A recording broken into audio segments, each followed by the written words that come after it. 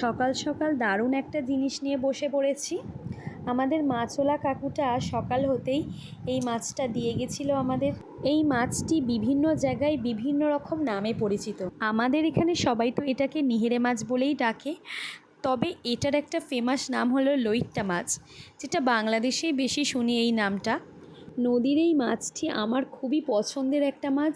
আমার এর টেস্ট সত্যি খুবই অপূর্ব লাগে। ফেসবুক, ইউটিউবে হাজার হাজার এই মাছটার বিভিন্ন ধরনের রেসিপি আছে, যেমন লোটে মাছের চপ, লোটে মাছের মুইঠা, লোটে মাছের ঝাল, অনেক নানান ধরনের রেসিপি আছে। তবে আমি এই লোটে মাছটা একটু অন্যরকমভাবে করি, সেই রেসিপিটা আমি অবশ্যই তোমাদের সাথে শেয়ার করব। তো দেখো তোমরা, এই মাছটা আমি ভালো করে বেছে কেটে নিচ্ছি। এই মাছটা বাছা একদমই সহজ, না এতে বড় বড় আঁশ আছে আর না আছে কাঁটা।